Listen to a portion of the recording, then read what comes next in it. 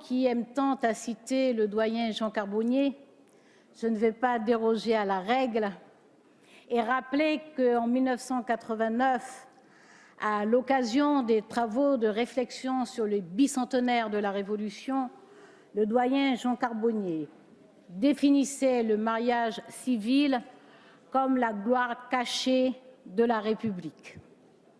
Il faisait évidemment allusion aux vifs débats qui ont accompagné l'instauration de ce mariage civil, sa dimension contractuelle, sa durée, c'est-à-dire la possibilité du divorce, puisque à cette époque, deux religions reconnaissent le divorce, la religion protestante et la religion juive. La religion catholique, qui est majoritaire, déclare le mariage indissoluble.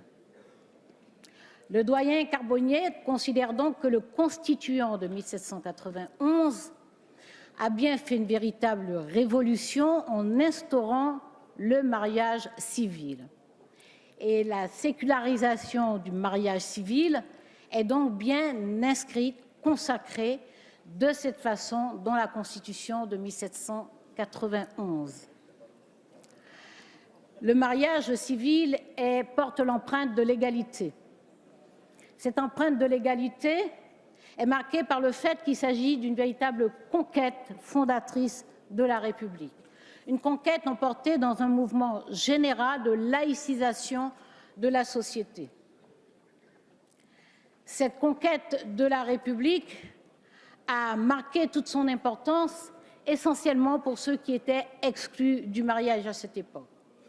Après la révocation de l'édit de tolérance, dit édit de Nantes, en 1685, les protestants ne pouvaient se marier qu'en procédant secrètement avec leur pasteur. Ils ne pouvaient pas constituer une famille et leurs enfants étaient considérés comme des bâtards. À partir de 1787, l'édit de tolérance sur les mariages protestants va autoriser les prêtres et les juges à officier en tant qu'officiers de l'état civil et à prononcer ces mariages.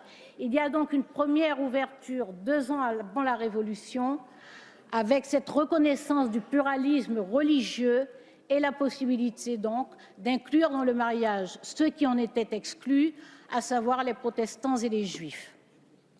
Mais pour l'instant, le mariage n'inclut que les croyants. Il exclut aussi des professions, et notamment les comédiens.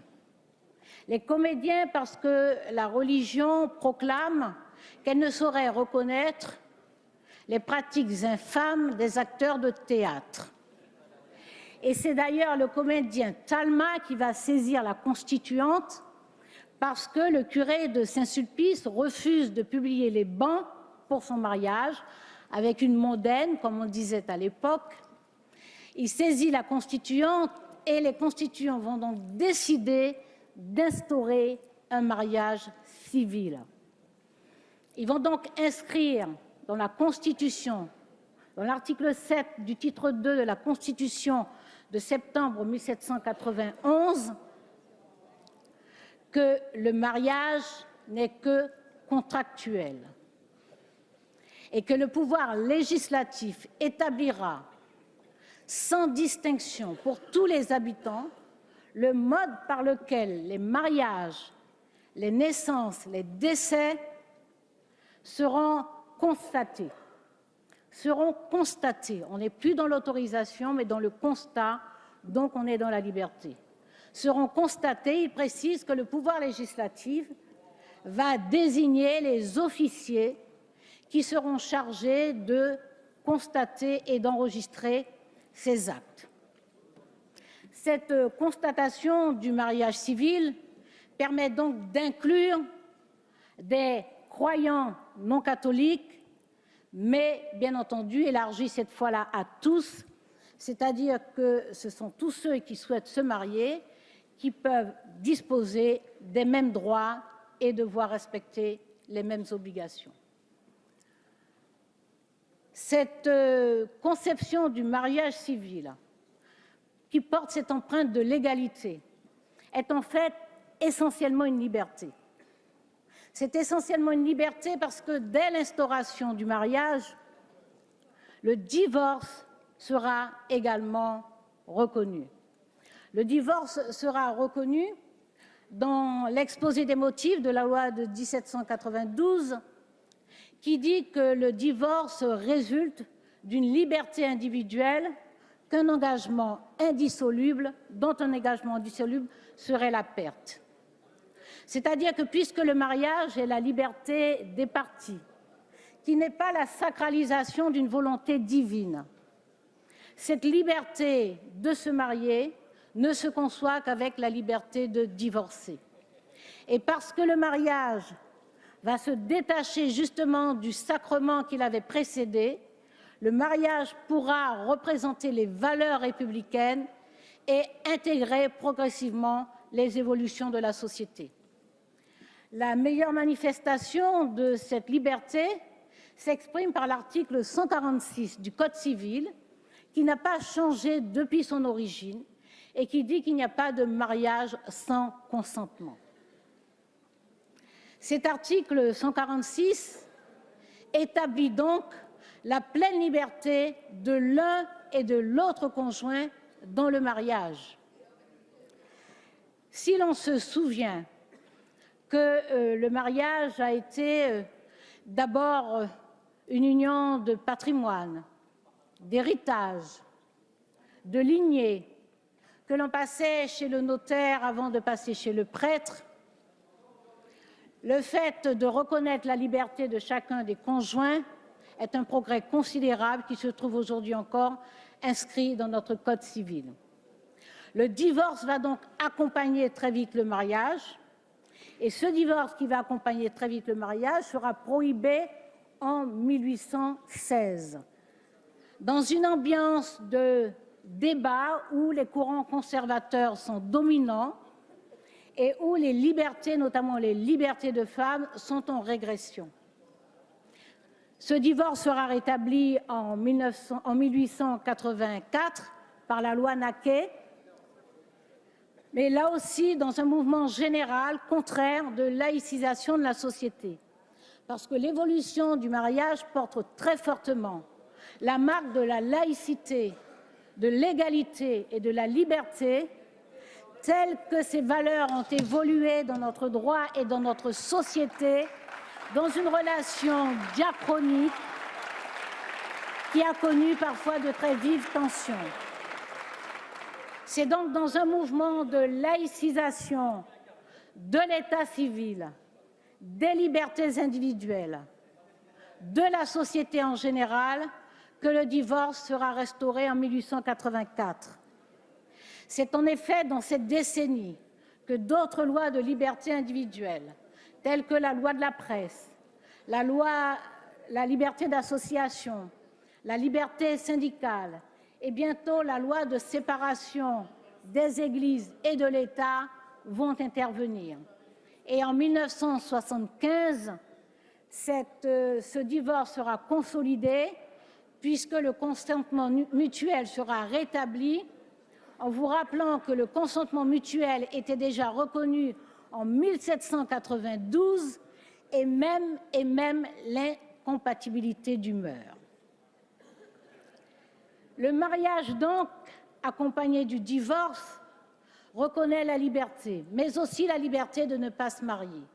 Et c'est pour ça qu'il est possible et que la loi reconnaît les familles en dehors du mariage et que progressivement, la loi va ajouter la reconnaissance des enfants des familles en dehors du mariage. Parce qu'en effet, ce mariage qui a réussi à se détacher du sacrement va se détacher aussi d'un ordre social qui est fondé sur une conception patriarcale de la société. Cette conception patriarcale de la société fait du mari et du père le propriétaire, le possesseur du patrimoine, bien entendu, mais aussi de l'épouse, mais aussi des enfants. Cette évolution du mariage et du divorce, qui permettra dorénavant aux couples de choisir librement l'organisation de leur vie sera inscrite dans la loi. Parce que depuis 2 siècles, l'institution du mariage va connaître une évolution vers l'égalité. Et c'est bien ce que nous sommes en train de faire aujourd'hui, parachever l'évolution vers l'égalité de cette institution qui est née avec la laïcisation de la société et du mariage.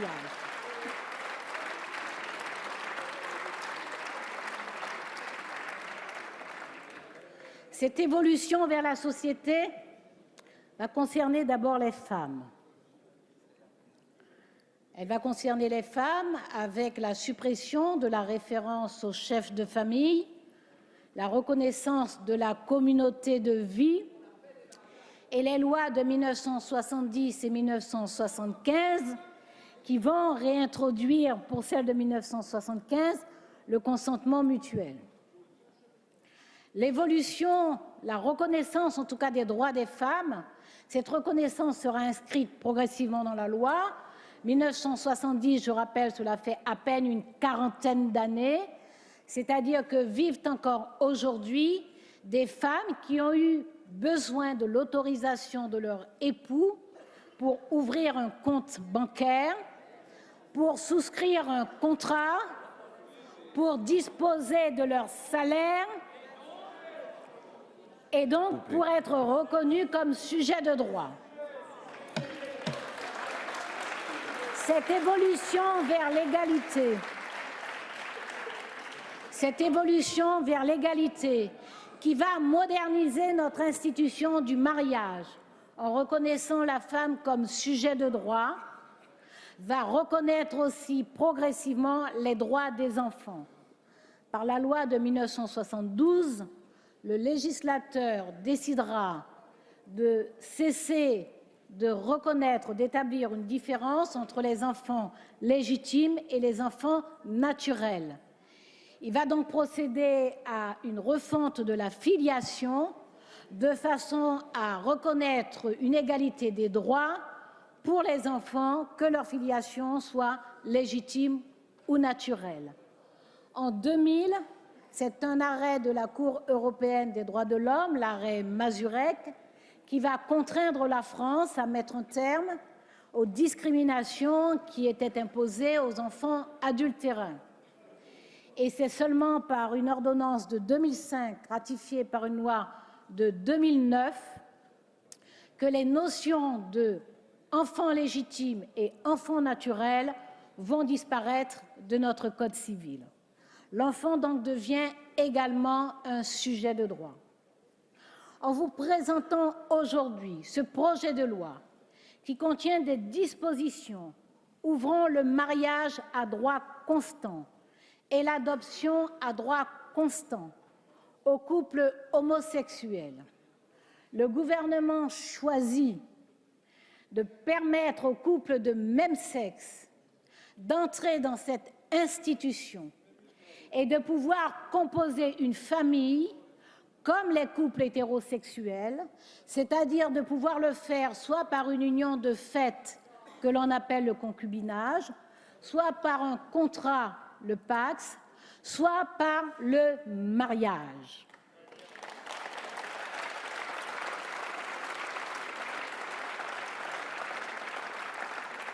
Et c'est bien cette institution que le gouvernement a décidé d'ouvrir aux couples de même sexe. C'est un acte d'égalité. Il s'agit du mariage tel qu'il est actuellement dans notre Code civil. Le mariage tel qu'il est institué actuellement dans notre Code civil. Il ne s'agit pas d'un mariage au rabais. Il ne s'agit pas d'une union civile soi-disant aménagée. Il ne s'agit pas d'une ruse, il ne s'agit pas d'une entourloupe, il s'agit du mariage en tant que contrat entre 2 personnes, en tant qu'institution produisant des règles d'ordre public. Oui, c'est bien le mariage avec toute sa charge symbolique et dans les mêmes conditions, avec toutes ces règles d'ordre public que le gouvernement ouvre aux couples de même sexe. Dans les mêmes conditions d'âge et de consentement de la part de chacune des parties, de chacun des conjoints, avec les mêmes interdits, les mêmes prohibitions sur l'inceste, sur la polygamie, avec les mêmes obligations d'assistance, de fidélité. Monsieur Miard, s'il vous plaît. Hein? Allez. Oui, d'assistance, de fidélité, de respect instauré par la loi de 2006, avec les mêmes obligations pour chaque conjoint vis-à-vis de l'autre, avec les mêmes devoirs des enfants vis-à-vis de leurs parents et des parents vis-à-vis de leurs enfants. Oui, c'est bien ce mariage que nous ouvrons aux couples de même sexe. Parce que l'on nous explique pourquoi deux personnes qui se sont rencontrées, qui se sont aimées, qui ont vieilli ensemble, devraient consentir à la précarité par une fragilité, voire une injustice, du seul fait que la loi ne leur reconnaît pas les mêmes droits qu'à un autre couple aussi stable, qui a choisi de construire sa vie. Alors, disons les choses. Qu'est-ce que le mariage homosexuel va enlever aux couples hétérosexuels? Alors,